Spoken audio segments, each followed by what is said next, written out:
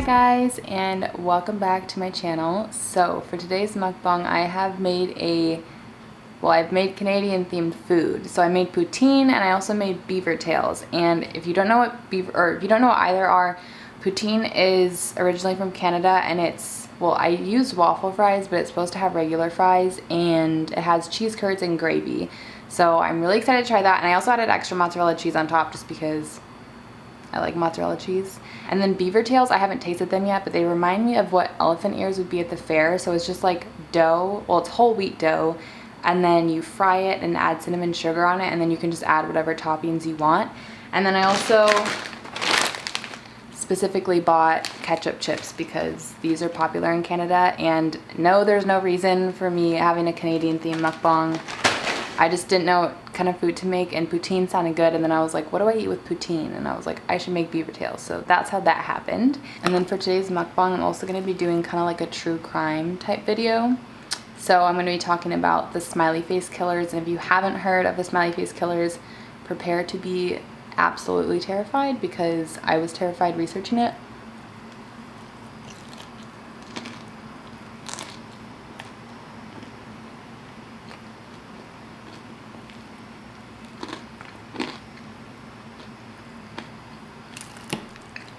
I've legit never had poutine before, and I was kind of skeptical because I like gravy and fries sounded kind of strange, but it literally tastes like French onion soup. If you know what French onion soup tastes like, that's literally what it is, but with fries, so it's better.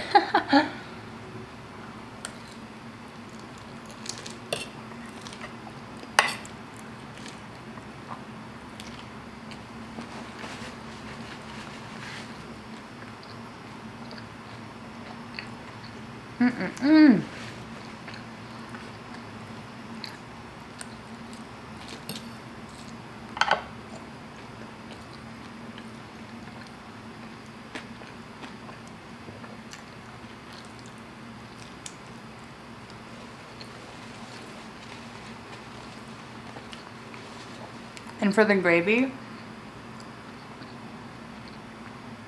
I just made my own, because usually it's like chicken based gravy or like beef gravy, so I just made my own mushroom gravy, and it was good. I mean, it's good. So yeah, anyways, the smiley face killers. I don't even really know how to like introduce this, I guess.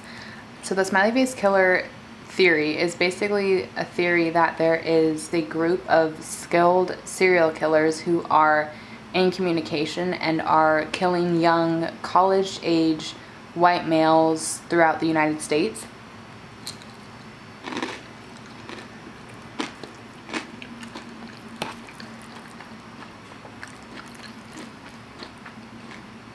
I can definitely see why you're supposed to use cheese curds too, because with the cheese curds, it has like a different kind of texture and it as opposed to the mozzarella, but it's really good that way.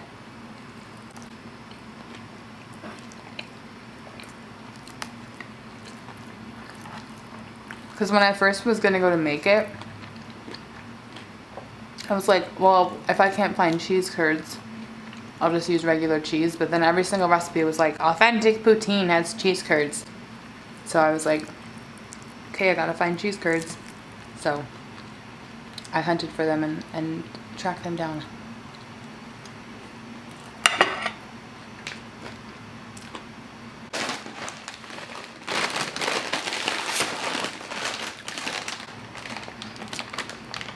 That literally, as soon as I opened the bag, I could smell the ketchup on these.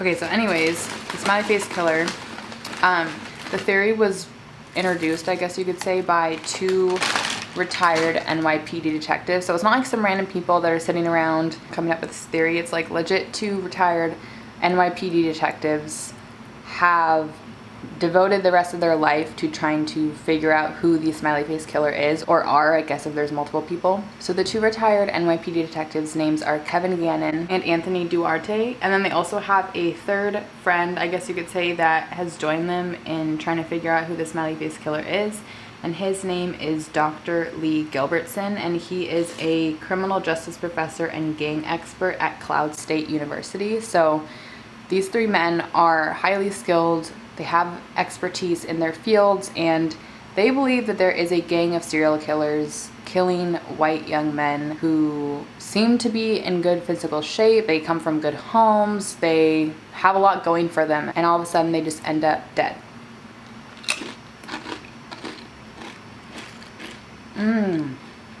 Tastes like freaking ketchup.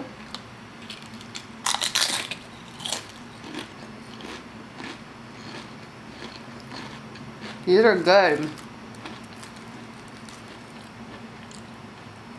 I would rate these like a 9 actually. If you like ketchup, you'll like them. So, the reason why they believe that it's a gang of serial killers and not just men who are disappearing and then being found dead later is there's, across the board with all these cases, there is a lot of eerie similarities. Based off their findings, they think that there's over 200 cases that could be linked to these smiley face killers. And the eerie similarities in these cases are that all the victims disappear after a night out partying. Usually going to bars, hanging out with friends, you know, just having a good time.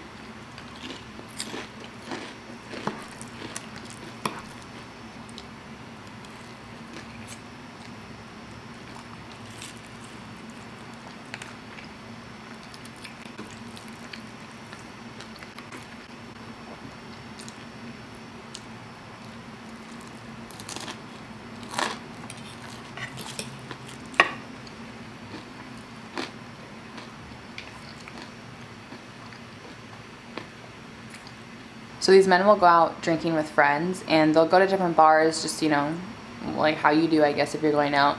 And all of a sudden they'll get separated from their friends, or they'll try to make their way home and never make it there. And when they're found, they're always found in bodies of water.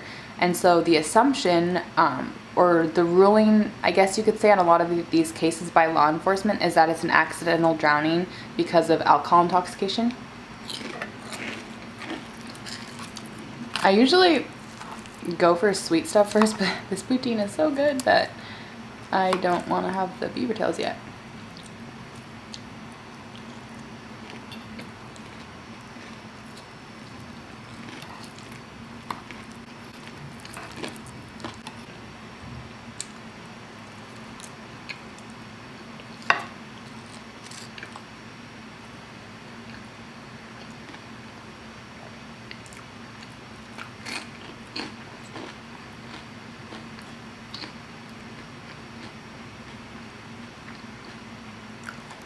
So because of the circumstances surrounding the case, law enforcement usually just assumes that it was an accidental drowning. The victim was just walking home, found their way, this is me being sarcastic, they found their way to a river, even though usually a lot of the cases it'll be in winter, like why would you be going to a river? Or it'll be the opposite direction of the way that they're going home. It just doesn't make sense. Like, to me, for if I was drinking and I was finding my way home by myself, I wouldn't be like, yeah, it's a really good idea late at night to go by myself to this river.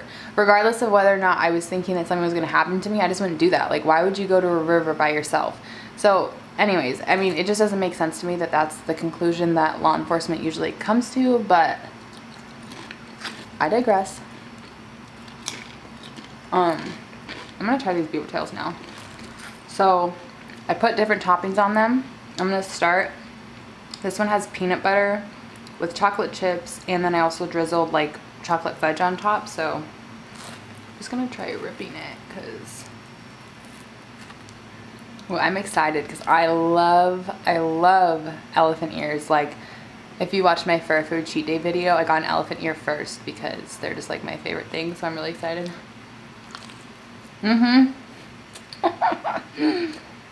Literally, I could tell the second that my tongue tasted the cinnamon sugar that I was gonna love that. Oh my gosh.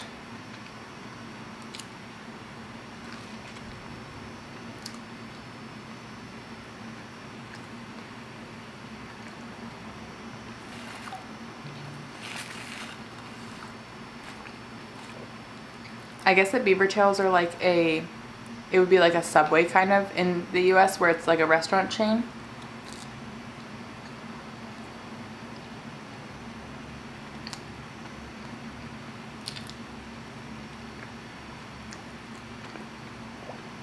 And I'm not sure if they originated the idea or if Beavertails were already like a popular thing and then they just came out with just Beavertails, like it'd be a place coming out with just cinnamon rolls or something. But I don't know, these are really bomb.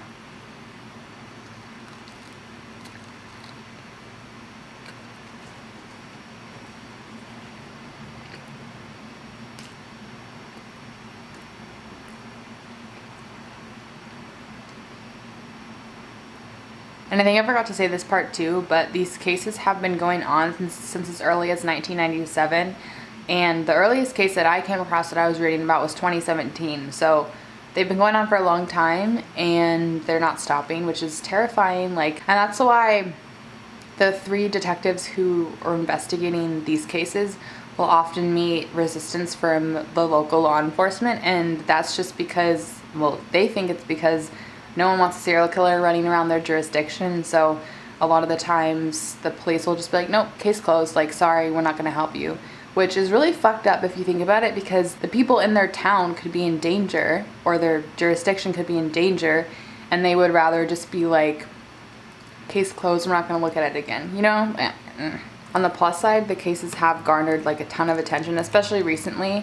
There's actually like a new show that came out on Oxygen, where the detectives literally, like, it'd almost be like a reality show, but it's with them investigating the cases. And I watched a couple episodes. It's actually really good. But yeah, so it's cool that hopefully the fact that it's on reality TV now, or TV in general, will help bring more attention to it and hopefully force law enforcement to cooperate. But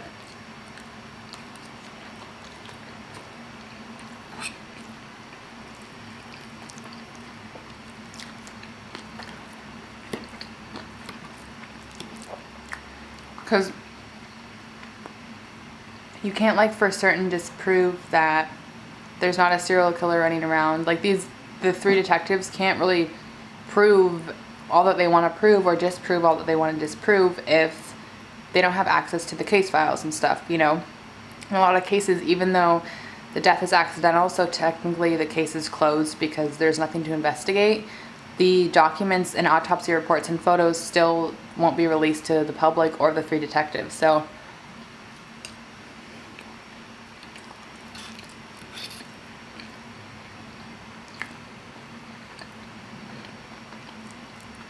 hopefully the fact that there's a new TV show about it will just force the police's hand.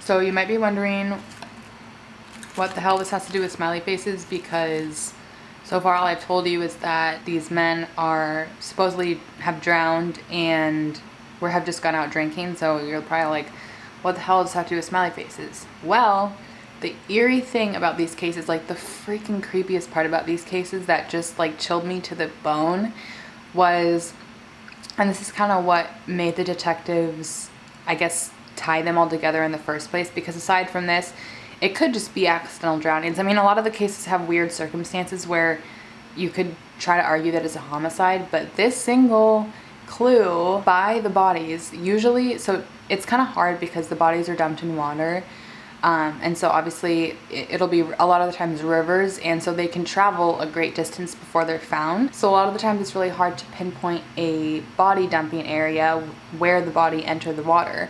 But in the cases where it's easier to determine where the body went into the water, there is always a graffiti smiley face painted or whatever drawn on the nearest man-made structure where the body was dumped. So a lot of the times it'll be on bridges, because if it's a river, obviously there's bridges going across it. So the way that the detectives will look for the smiley face is they will figure out where the body was first found, and then they will just travel upstream to the nearest bridge or nearest man-made structure and look to see if there's a smiley face graffiti, and there typically is.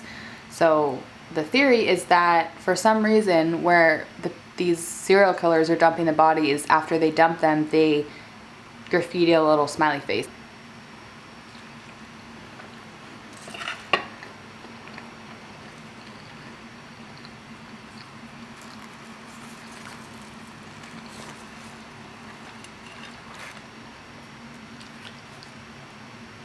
So my sister is obsessed with true crime stuff, and so she always knows about this stuff before I do.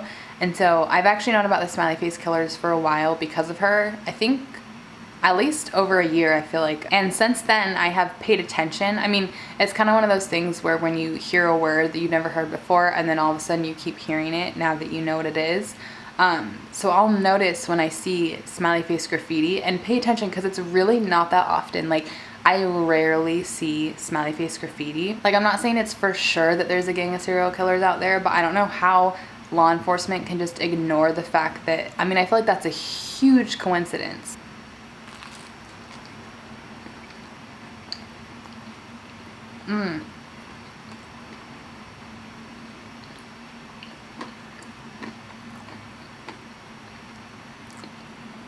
I like this one better, actually. Usually I like chocolate peanut butter, but this one has Nutella, banana, and I also put little, you know, the Heath bars? You can buy, like, in the baking section where the chocolate chips are, you can buy, like, Heath crumbles, I guess you could say. And so I just put them on the top.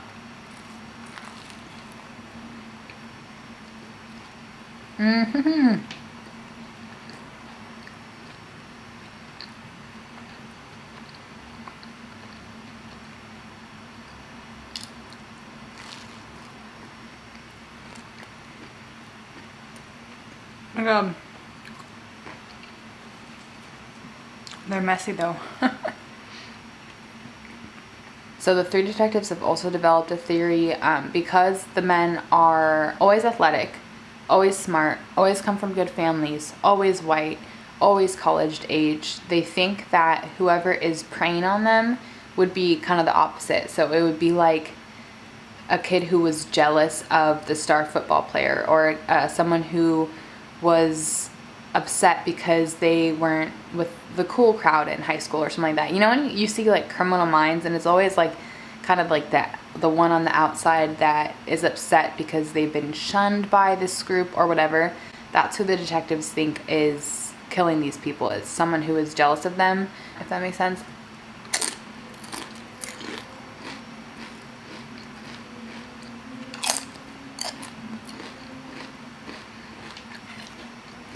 So I guess now that I've kind of like laid the groundwork for the background, I guess, to the cases and why the circumstances are so eerily similar, I'm just going to go through a couple cases just to kind of highlight the fact that these are such suspicious circumstances that I don't know how the hell law enforcement concluded that it was accidental, but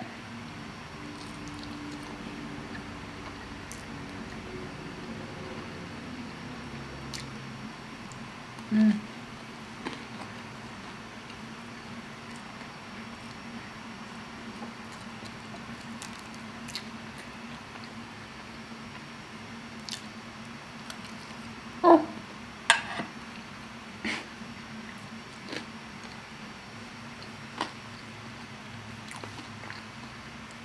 So the first case I'm going to talk about is a guy named Dakota James, and he was getting his master's. He was going to school in Pittsburgh. He went out drinking to the bars a night with friends, just, you know, hanging out, and he eventually parted ways with them, and he was going to walk home, and security footage did capture him, which, if you look at the security footage, like, he looks, I mean, I know it's just like a quick picture. The footage has never been released. There's just like a screenshot from the video. Like I said, the police will oftentimes not release the case files. So at this time, the only thing that's been released from the security footage is this screenshot of the video. But from what I can tell, the way he's like standing upright, he doesn't look drunk. It's not like he's hanging on anything. It's not like he's stumbling. Like, he's walking totally fine. So in fact, he's standing upright, walking totally fine in this video, and then a couple minutes later, he supposedly walks to a river and falls in and drowns. Like,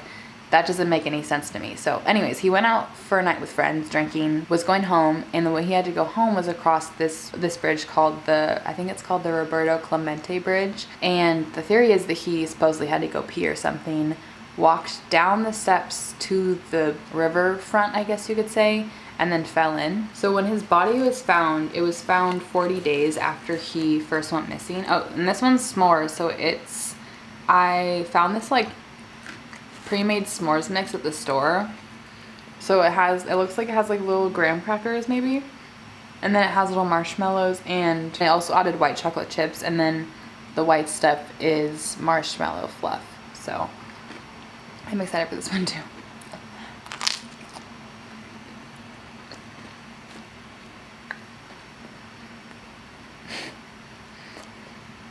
All these are so good.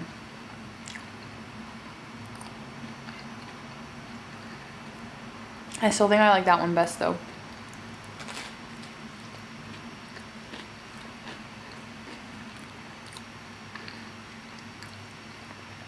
So he was found 40 days later, about 10 miles downriver, and the theory goes that if he was to actually have fallen in at the Roberto Clemente Bridge and then traveled 10 miles down the river, that he would have had to go through this dam. But when his body was found, there was 0 substantial injuries. And if you think about how fast and powerful rivers are, if he had to go through this dam, you think there would be some sort of injuries. So the day before that his body was found, the dam was only open 1 to 2.5 feet. He was 6 feet tall, so the fact that he supposedly made it through a 1 foot to 2.5 feet break in this dam without any body injuries, like no scratches on his face, no nothing. According to people that found him, he looked exactly like he did in the missing persons posters. So he really didn't have any body injuries that were visible, which doesn't make sense. Like, he's been floating in a river for 40 days and didn't sustain any injuries at all. That doesn't even make sense. But I don't even believe that he was in the Ohio River for 40 days. I don't think that he was in the water for 40 days like authorities believe that he was. The search and rescue people who found Dakota, the guy who was leading the team, I guess has found more than a dozen bodies in the water because that's like his job, is search and rescue. And he said that in his experience with finding bodies, first off, Dakota was in way better shape than any other body he's found in the water. And that usually if more than a month has passed, the body would be black. And I guess Dakota was, like I said, he looked almost exactly like he did in the missing persons photo. So the fact that he was supposedly in the water for over a month and looked exactly how he did when he disappeared, like, that doesn't make any sense to me.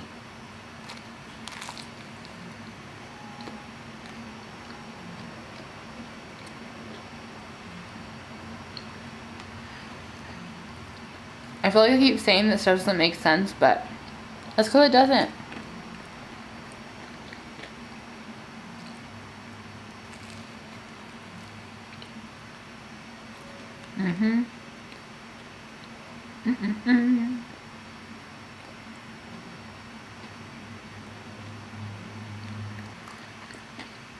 Furthermore, in Dakota's case, investigators found a smiley face just upstream from where he was found or recovered. So I don't know who these people are really that they are like outsourcing their work to, I guess. Like, I don't know how they find these people. I'm assuming that just being in law enforcement, you know people who know how to do things, but they found this guy who was able to go through Dakota's computer and like hack it basically.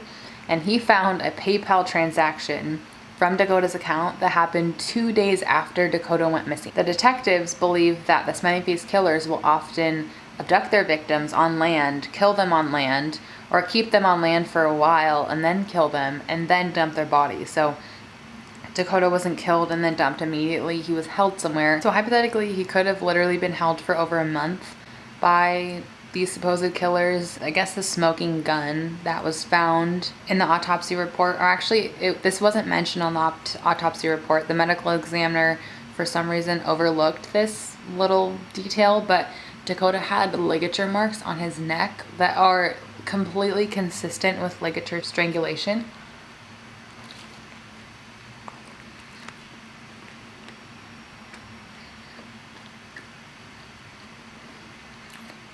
If I keep looking down, it's because I keep having to grab this towel to wipe my hands off, so.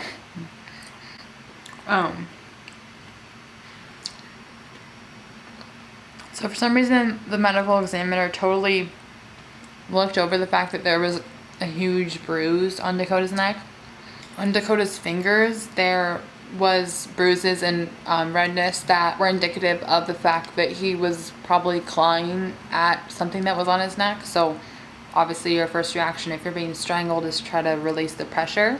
And so there was redness and scratches on his fingernails. I don't know why the medical examiner overlooked these things, but the only way that this was discovered was from the retired NYPD detectives who are investigating the smiley face killer. So they're the ones who found this out. So they're still trying to get Dakota's death changed from accidental to a homicide, but they still haven't been successful, which is just crazy to me. It's not even like you're saying, I know who did this, I know for sure it was a homicide. It's like, just reopen the case so at least you can reinvestigate it. Like, if you reinvestigate it and you find that there was no foul play, no nothing, then close it again. But what's the harm in reopening it, especially when these 3 detectives have done most of the legwork for you? I don't know.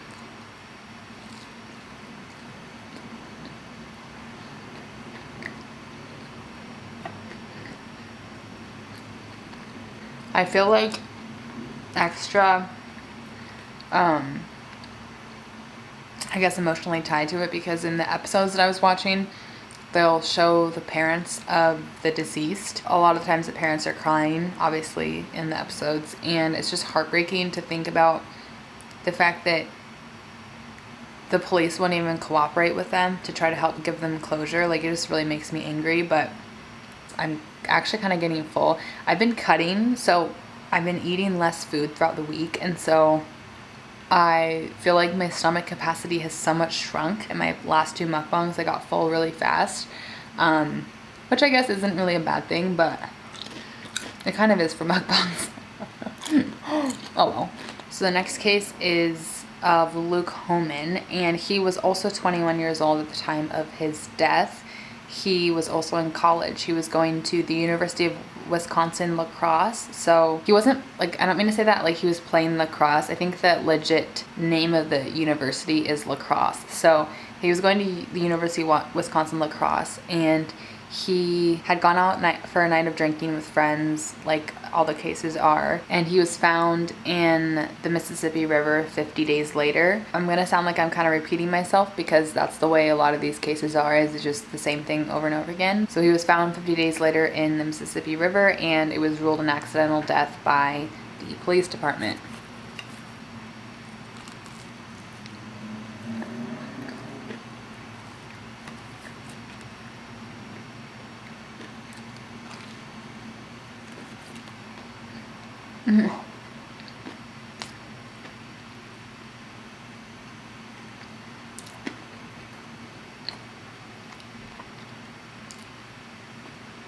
So whoever did the autopsy stated that Lucas Holman's forehead had bruising and a crisscross type laceration, and the theory, or the person who did the autopsy, said that it was because his forehead had scraped the bottom of the river.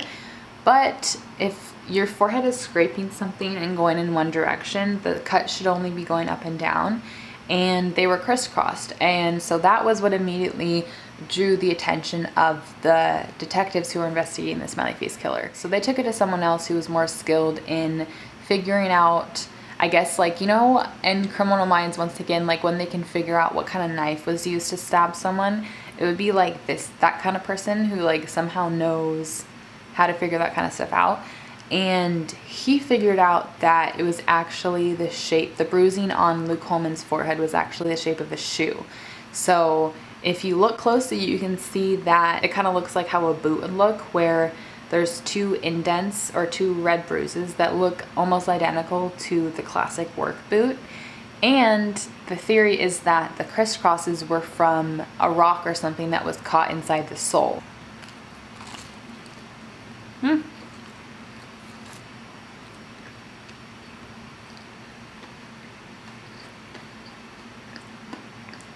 And furthermore, Lucas hated the water. So the fact that after a night out drinking, he would make his way to the river would be totally unlike him. Like, his mom has said multiple times that he hated swimming and he hated the water. And because so many cases of like this were going around at the time, so this was in early 2000s, and there was a lot of cases at the time where kids were drowning in the river. Lucas's friend said that Lucas said to him that you'd have to be an idiot to drown in a river, because if you're walking towards the river, it's about 30 minutes from where the bars are. So like once you see the river, you know that you've gone the wrong way. And so the fact that he said that to his friend and was like, you know, why would you be heading towards the river when the bars are 30 minutes away? And then the same thing happened to him. It doesn't make sense at all that he would have gone out of his way to walk down to the river. So those are two of the weird circumstances surrounding his death. Then, along with that, the NYPD detectives also reached out to a former FBI agent who specialized in somehow studying bodies that had been found in water. And when he looked at the photos of Lucas Homan, he said that there's no way, because he would have been in the water for 50 hours if he had actually drowned in the water before he was found. And the FBI director, his name was Bobby Chacon, and he said that there was no way that Lucas is in the water for 50 hours after all the cases that he's looked at. And he estimated that it was more like 3 to 12 hours max that he was in the water.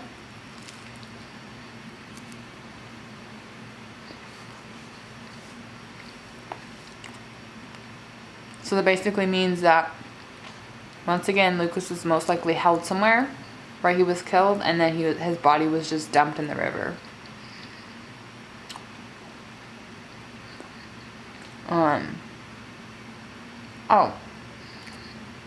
And upon further investigation of his clothing, because his clothing was never tested for anything because it was supposed to be an accidental drowning.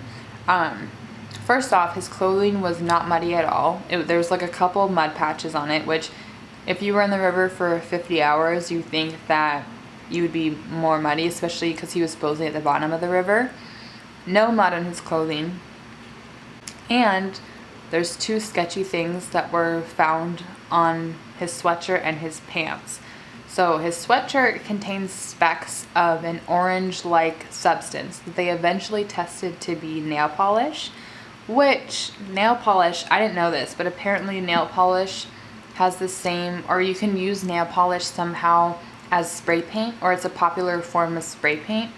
And the smiley face they found near his body was orange. So it's most likely that the specks of orange found on his clothing was the same spray paint that was used to spray paint the smiley face. Last thing that is weird about this case is when his clothing was re-examined, the investigators realized that every single belt loop in the back of his pants was broken.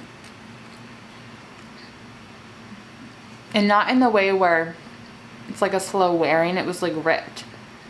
And so the investigators believe that the killer probably underestimated how much Lucas weighed, and they couldn't carry him together, so they had to drag him by his belt, which ended up breaking the belt loops on his pants. So once again, this murder is still accidental, even though I still think it should be classified as a homicide and reinvestigated, but as of now, it's still accidental. I personally wouldn't be surprised if there was a gang of serial killers out there. I feel like all these cases, especially because they're in different states and have such similarities, like I can't personally think of another explanation besides the fact that there's a gang of serial killers, so I don't know.